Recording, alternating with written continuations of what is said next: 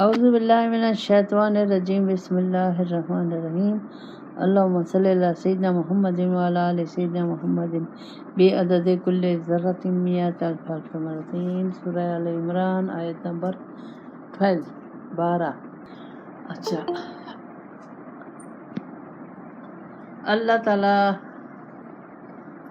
نے اوپر کی 11ویں آیت میں اللہ تعالیٰ فرماتا ہے شدید العقاب۔ اللہ کہہ رہا ہے کہ اللہ تعالیٰ نے مجھے بتایا کہ آیت پوری ہے، کذاب آل فرعون والذین من قبلہم، تم نے دیکھا فرعون کو اور ان لوگوں کو جو اس سے پہلے تھے، کذبوا بآیاتنا، انہوں نے جھٹلائیں اللہ کی آیتیں، اور تو پھر اللہ نے ان کے ساتھ کیا سلوک کیا، فاخذہم اللہ بذنوبہم، اللہ تعالیٰ نے ان کو پکڑ لیا ان کے گناہوں کی وجہ سے، نافرمانی کی وجہ سے۔ واللہ شدید العقاب، اللہ تعالیٰ شدید عقاب دینے والا ہے، عذاب دینے والا ہے۔ اب شدید عذاب دینے والا ہے۔ اب دوسری آیت میں اللہ کہتا ہے قل للذین کفروا ستغلبون وتحشرون الی جہنم وبئس المہاد، فرما دیجئے رسول پاک صلی اللہ علیہ وسلم سے، اللہ تعالیٰ فرما رہا ہے کہ یہ انکار کرنے والوں کو کہ یہ مغلوب ہو جائیں گے، یعنی یہ شکست کھائیں گے، وتحشرون، اور یہ آئیں گے الی جہنم، جہنم کی طرف آئیں گے، وبئس المہاد، جو بہت بری ہے رہنے کی جگہ۔ اب یہاں یہ اشارہ ہے، ویسے تو ہمارے لیے اشارہ ہے، ہمیں ہی سمجھنا چاہیے اس کو، لیکن یہاں رسول پاک صلی اللہ علیہ وسلم 12 سال وہاں رہے مکہ میں، اور یہ تکلیفیں دیتے رہے، اور پھر مدینہ آ گئے تو یہاں بھی انہوں نے آپ کو تکلیفیں دی، تو اب اللہ کا فیصلہ آ گیا، تو اللہ تعالیٰ نے پہلے سے ہی ان کو بتا دیا کافروں کو۔ اب کافروں کو سے مطلب ہے انکار کرنے والے، اس میں سے ہم اپنے آپ کو نہیں نکال سکتے، یہ یاد رکھیے گا، اس میں سے ہم اپنے آپ کو نہیں نکال، جو بھی انکار کرنے والا ہے وہ کفر میں شامل ہے۔ تو اللہ تعالیٰ یہاں اب یہ ہے جو پیشن گوئی کی گئی ہے پہلے سے، یہ ہے اشارہ ہے جنگ بدر کی طرف۔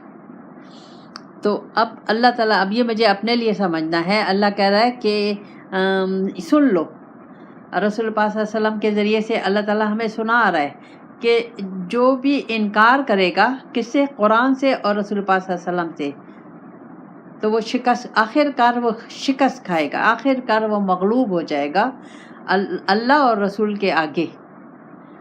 تو اب ان کے ساتھ کیا ہوگا، وَتُحْشَرُونَ جہنم الی جہنم، وہ جہنم میں، سیدھا جہنم میں داخل ہوگا، وبئس المہاد، وہ رہنے کی بہت بری جگہ۔ یہ اب اللہ تعالیٰ کہہ رہا ہے کہ وہ رہنے کی بہت بری جگہ ہے، تو ہمیں ذرا اس پہ غور کرنا ہے، سوچنا ہے۔ اب آگے اللہ تعالیٰ غور و فکر کے لیے مجھے ایک واقعہ بتا رہا ہے۔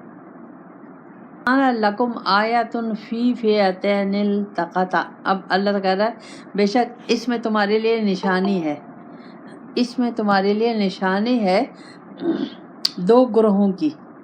وہ دو گروہ کون تھے؟ فئۃ تقاتل فی سبیل اللہ، ایک وہ گروہ جو اللہ کی رضا کے لیے لڑا تھا، اللہ کو پانے کے لیے لڑا تھا، وَأُخْرَى كَافِرَةٌ، دوسرا کافر، يَرَوْنَهُمْ مِثْلَهُمْ، وہ نظر آ رہے تھے، ان آنکھوں سے وہ بہت نظر رہے تھے۔ اب یہ بہت نظر اس کو دو معنوں میں لیں گے، ایک تو یہ ہے کہ وہ جو کافر تھے بظاہر 1000 تھے، اور مسلمان کتنے تھے؟ 313، لیکن اللہ تعالیٰ کی شان ہے، اللہ تعالیٰ کی مدد آئی، اب کافروں کو مسلمان جو تھے وہ بہت زیادہ نظر آئے۔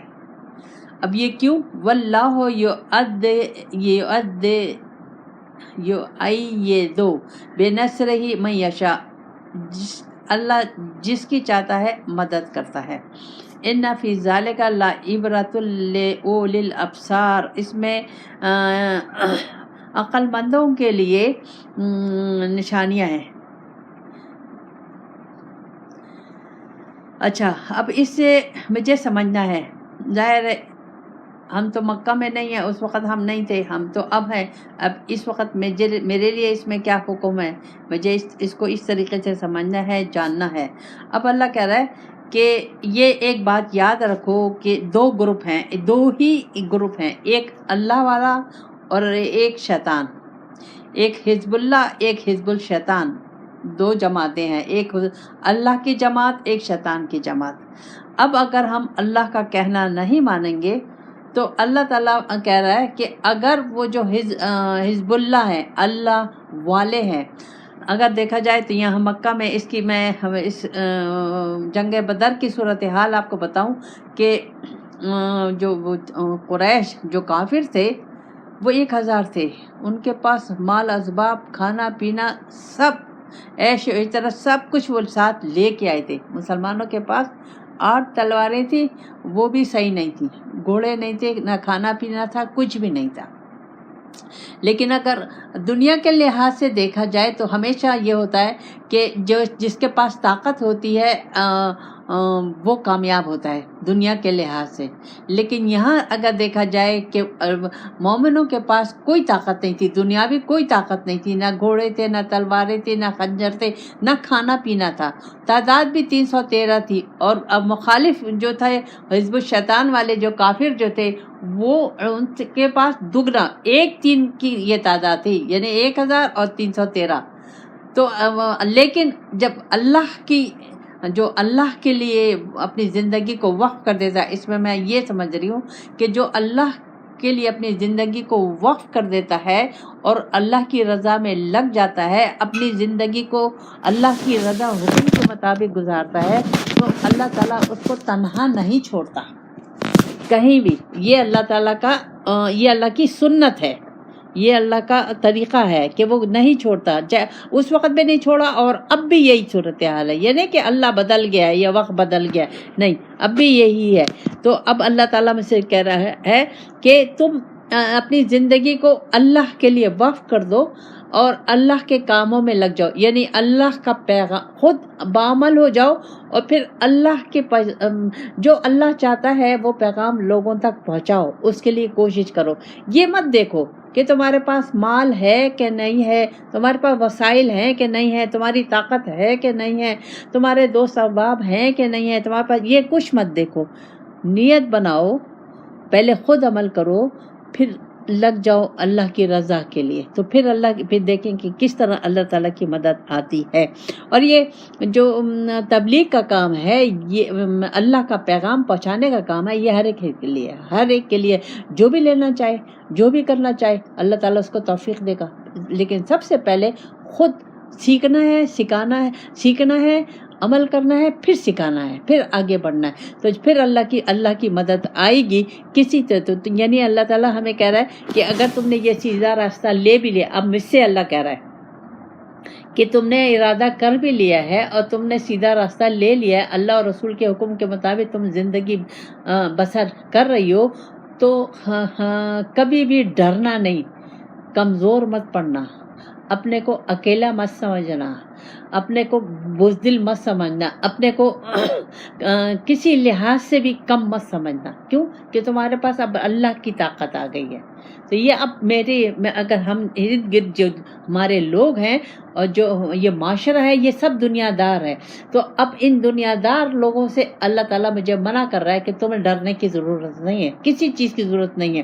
یہ مت سمجھو کہ تمہارے پاس پیسے نہیں ہیں، تمہارے پاس علم نہیں ہے، تمہارے پاس دولت نہیں ہے، یا تمہارے پاس وسائل نہیں ہے، یا تمہارے پاس کوئی تعلیم نہیں ہے، کچھ نہیں ہے۔ تمہارے پاس ایک اللہ کی محبت، اللہ کا عشق کا جذبہ ہے، ایک عشق ہے، تم چاہتی ہو کہ میں اللہ اور رسول کے حکم کے مطابق، تم نے فیصلہ کر لیا، اس پہ عمل شروع کر دیا، اب اللہ تعالیٰ کی تمہاری ساتھ مدد آ گئی۔ تو جس وقت بھی اللہ چاہے گا کہ تمہیں کامیاب کر دے گا۔ انہی لوگوں پہ جو مالدار لوگ ہیں ارد گرد، جو تم پہ ہنس رہے ہیں، باتیں بنا رہے ہیں، باتیں سنا رہے ہیں، تمہیں کمزور سمجھ رہے ہیں، تمہیں نالائق سمجھ رہے ہیں، تمہیں دقیانوس سمجھ رہے ہیں، انہی لوگوں پہ اللہ تعالیٰ تمہیں کامیاب کر دے گا۔ یہ ان لوگوں کے لیے اللہ کہتا ہے یہ اس میں عبرت ہے، یعنی غور و فکر کرو، غور اور سوچو اور غور و فکر کرو۔ اللہ تعالیٰ میں جس میں غور و فکر کیا کہ ابصار، اس میں عبرت ہے، اس میں عبرت ہے دیکھنے والوں کے لیے، یعنی عقل رکھنے والوں کے لیے. جو عقل رکھتے ہیں تو اب یہ اللہ نے مجھے عقل تو دی ہوئی ہے، لیکن میں نے لگائی ہوئی ہے دنیا میں. اب مجھے اپنی عقل کو لگانا ہے اللہ کی رضا میں، اللہ کی رضا ڈھونڈنے میں، اس کو پانے میں.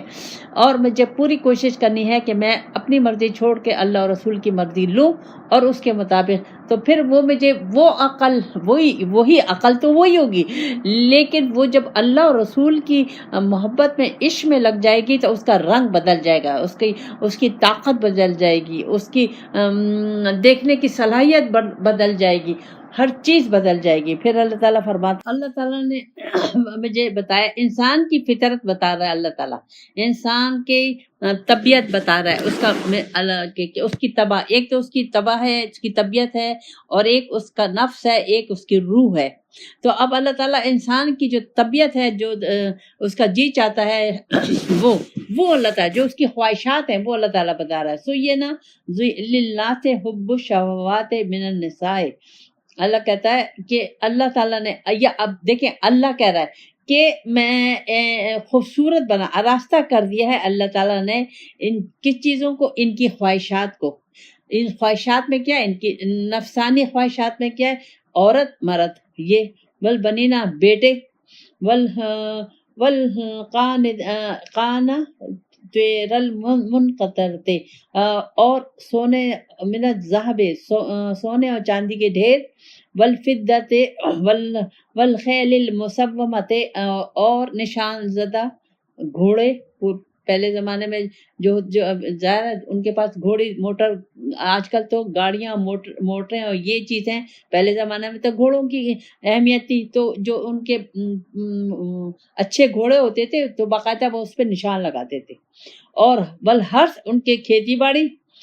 ذالک متاع الحیات دنیا، اللہ کہہ رہا ہے یہ جو چیزیں ہیں دنیا کی عارضی چیزیں ہیں.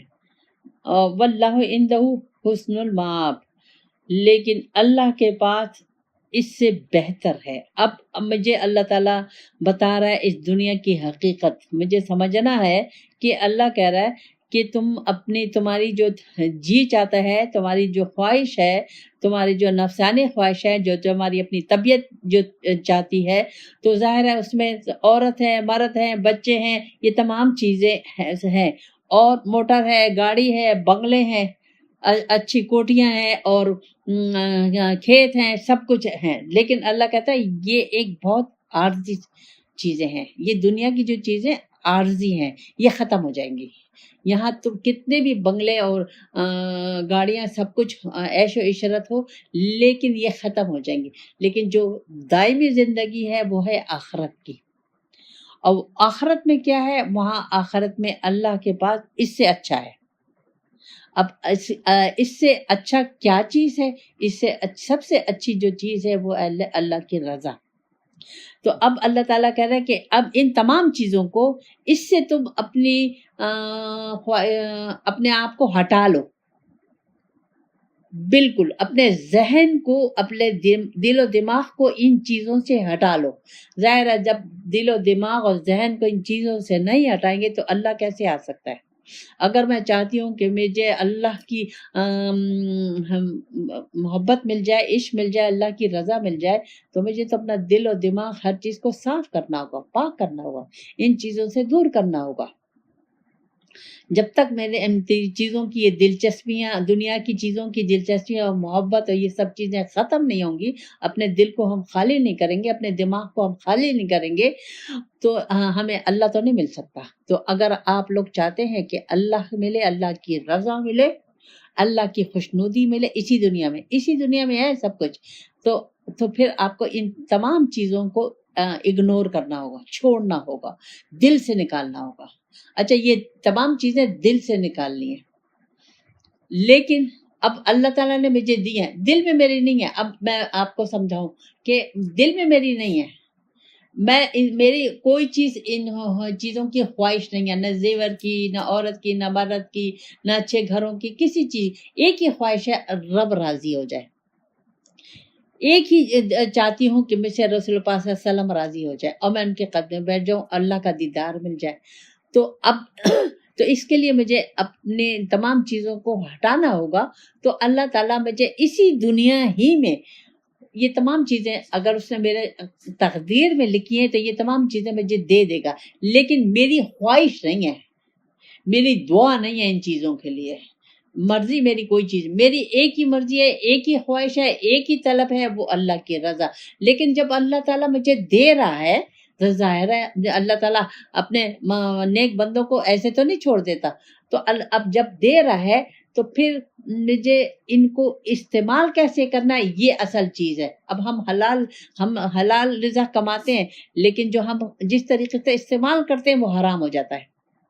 تو اب مجھے یہ طریقہ سیکھنا ہے کہ جو اللہ تعالیٰ جو چیز بھی مجھے دے رہا ہے، حلال رزق دے رہا ہے یا اس کی دنیا کی جو آسائشیں مجھے دے رہا ہے، تو اس کو مجھے دیکھنا ہے کہ میں کیسے ان چیزوں کو استعمال کروں کہ اس کے بدلے میں مجھے اللہ کی رضا مل جائے. اللہ تعالیٰ نے میری تقدیر میں جو لکھا ہے وہ مجھے ملے گا، ہر حالت میں ملے گا، لیکن مجھے دل میں نہیں رکھنا، اپنے دل سے نکالنا ہے. دل میں ایک اللہ کی یاد، اللہ کی طلب، اللہ کی رضا، رسول پاک صلی اللہ علیہ وسلم. تو یہ زیادہ بہتر ہے بجائے اس دنیا کے. کیوں؟ اس لیے کہ یہ دنیا کی چیزیں رہ جائیں گی، عارضی ہے. آخرت دائمی ہے، اور وہ آخرت آپ اسی دنیا سے لے کے جائیں گے. یہ تمام اللہ کی رضا، جنت الفردوس، اس کی نعمتیں ساری اسی دنیا سے لے کے جائیں گے. یہ عمل کا گھر ہے، یہی وہ آپ کو کھیت آپ کو یہی ملے گا، اور یہ دنیا کی ایک کھیتی ہے، اسی میں بونا ہے، اپنی اخلاص، اپنی محبت، اپنا عشق کا پودا لگانا ہے. تو اس کے نتیجے میں آپ کو اللہ کی رضا ملے گی. تو اللہ کہہ رہا ہے کہ اللہ کے پاس یہ ایک اس کے بعد ان چیزوں کے بجائے اللہ کے پاس جو چیز ہے وہ بہتر ہے. تو ہمیں اس بہتر چیز کی طرف جانا ہے، اور ان تمام چیزوں سے ہمیں اپنے دل کو خالی کرنا ہے، نکالنا ہے. اچھا، جس دن ہم نے ان تمام چیزوں سے اپنے دل کو خالی کر لیا اور اللہ اور رسول آ گیا، جنت تو اسی دن مل گئی. آگے چلتے ہیں. اللہ تعالیٰ نے بتا دیا کہ اگر تم چاہتے ہو یہ تمام چیزیں، کیا چیزیں؟ اللہ کی رضا، اللہ کی محبت، اللہ کا عشق، اللہ کے حکم کے مطابق زندگی گزارنا. تو اللہ کہہ رہا ہے قُلْ أُنَبِّئُكُمْ بِخَيْرٍ مِّن ذَلِكُمْ. اللہ کہہ رہا ہے یہ تمام دنیا کی چیزوں سے، دنیا کی کیا چیزیں ہیں؟ عورتیں ہیں، بچے ہیں، سونا چاندی ہے، موٹر گاڑیاں ہیں، اور جانور ہیں، کھیت ہیں، یہ تمام دنیا کی چیزیں ہیں. اللہ کہہ رہا ہے اگر اس سے بہتر چیز میں تمہیں بتا دوں جو تمہارے لیے بہتر ہے، وہ کیا ہے؟ لِلَّذِينَ اتَّقَوْا عِندَ رَبِّهِمْ. لیکن یہ ان کے لیے ہے جو اللہ سے ڈرتے ہیں. یہ وہ لوگ ہیں، یہ وہ ان لوگوں کو ملے گا جو اللہ سے ڈرتے ہیں. اب اللہ سے اگر دیکھا جائے تو ہم تو فوراً کہیں گے ہم تو اللہ سے ڈرتے ہیں. ہم صرف زبانی اللہ سے ڈرتے ہیں، عمل کے لحاظ سے نہیں ڈر رہے. ہم نے عمل کے لحاظ سے نہیں دیکھ رہے کہ ہم کیا کر رہے ہیں، ہم کیا کھا رہے ہیں، کیا پی رہے ہیں، کیسے معاملات کر رہے ہیں، کیسی نوکریاں کر رہے ہیں، کیسے بزنس کر رہے ہیں، کیسے گھر کے معاملات ہیں، کیسے زبان چلا رہے ہیں، کیسے ہاتھ پیر چلا، یہ ہم نہیں دیکھ رہے. ہم تو بس ایک بھیڑ چال ہے جس کا. تو اللہ کہہ رہا ہے اگر تم چاہتے ہو کہ ان تمام چیزوں سے اچھی چیز تم ملے تو وہ ہے تقوی، اللہ کا خوف، اللہ کی. اچھا، یہ وہ خوف نہیں ہے، یہ وہ خوف ہے جو محبت عشق کے ساتھ لازم ہے، کہ جب آپ کی کسی سے محبت ہوتی ہے تو آپ ہر وقت، دنیاوی بھی یہی ہے کہ اگر آپ کو کسی سے محبت ہو گئی، عشق ہو گئی، تو آپ ہر وقت اس خوف میں ہوتے کہ کہیں وہ مجھ سے ناراض نہ ہو جائے. میں یہ کروں گی کہیں وہ مجھ سے ناراض نہ ہو جائے، میں ایسا نہ کروں کہ وہ مجھ سے ناراض ہو جائے. بے نہیں اسی طرح اللہ سے کہ اللہ ہم ہر وقت 24 گھنٹے ہمارے ذہن پہ یہ خوف ہو کہ ہم ایسا کوئی کام نہ کریں کہ میرا رب ناراض ہو جائے. تو ہم بہت محتاط ہو کے زندگی گزاریں، ہر چیز میں 100 دفعہ بات کریں، 100 دفعہ سوچیں، کھائیں 100 دفعہ سوچیں، جو عمل کریں 1000 دفعہ سوچیں، اور اس کو پرکھیں اللہ کی رضا اور ناراضگی میں، رسول پاک صلی اللہ علیہ وسلم کی رضا اور ناراضگی میں. جو اس طریقے کی زندگی گزارتا ہے وہ ہوتا ہے متقی، پرہیزگار. تو ان کے لیے اللہ کہہ رہا ہے عند ربہم، اللہ کے پاس ان کے لیے جنات تجری من تحتها الانہار، ان کے لیے جنتیں ہیں جن کے نیچے نہریں بہ رہی ہیں. اب یہ نہروں کا کیوں کہا؟ کیونکہ جس کھیت میں نہر بہتی رہتی ہے وہ نہر سرسبز ہوتا ہے. تو یہ وہ نہر ہے جو آپ کے جو نیک اعمال ہیں وہ آپ کو وہاں ایک نہر کی شکل کہ وہ ہمیشہ آپ کے پاس رہیں گے. وہ اعمال جو اس کی نیکیاں، اس کے ثمرات آپ کے پاس رہیں گے. خالدین فیہا، آپ ہمیشہ اس میں رہیں گے.